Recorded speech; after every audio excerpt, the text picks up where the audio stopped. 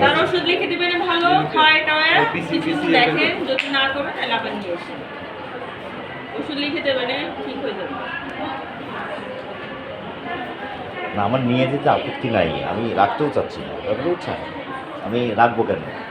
না না স্যার, ওষুধ ভালো ওষুধ যেটা দিলে সারবে সেটাই লিখে দেবেন। যেহেতু মুখে খাওয়াই ওষুধ, এখানে শুয়ে থেকে তো লাভ, বাসায় যে রেস্ট নিবে, ওষুধ খাবে, ঠিক হয়ে যাবে ইনশাআল্লাহ।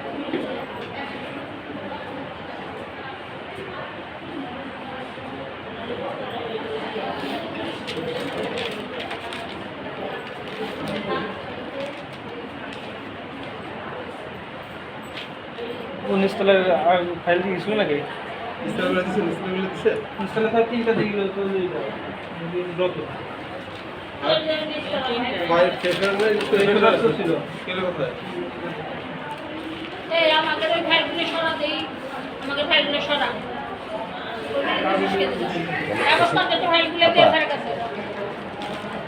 ওষুধ লিখার সময় তো আমার থাকা না থাকা বিষয়, সাকিব দেখছি।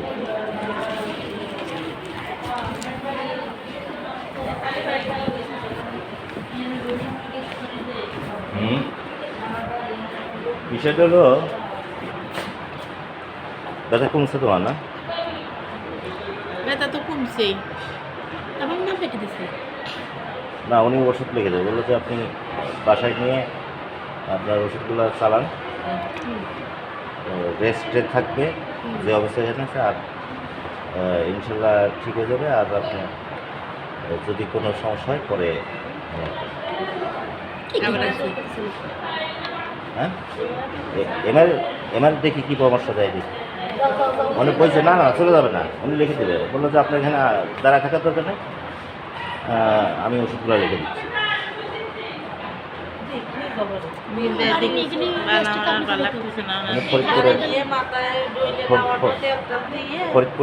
ফরিদপুর থেকে বড় ডাক্তার, ফরিদপুর থেকে তাই ওইরকম করে মানুষের সাথে অত স্যানসান করতে মনে করতে যখন মাথা পিছিয়ে বাড়ির টাকাটা আমি দাদা বের গেলে মাথা ফাটা দিতাম, সে তো ডাক্তারি করে শিখিয়ে দিয়েছে।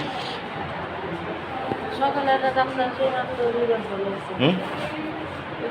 তো ফরিদপুরতে এসেছিল, প্রথমে যে ডাক্তারটা আসে ফরিদপুরতে, ডাক্তার দিয়েছিল, যেহেতু ফরিদপুরতে এসেছিল, হিসা তৈরি করলাম। আপা কি ভালো লাগতেছে? ভালো আছেন তো? শরীরের অবস্থা কি? ভালো আছে, শরীর কি ব্যথা কি একটু কমছে? এই দুটো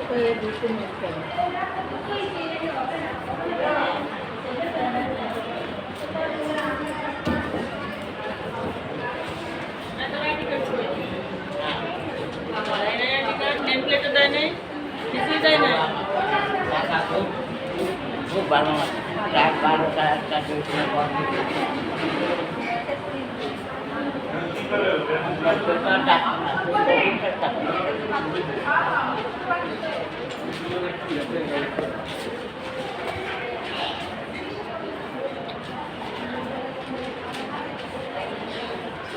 বলবেন না, নিয়ে যাবো।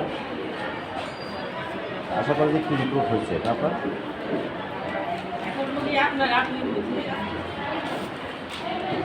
যদি কলমটা দেন তো।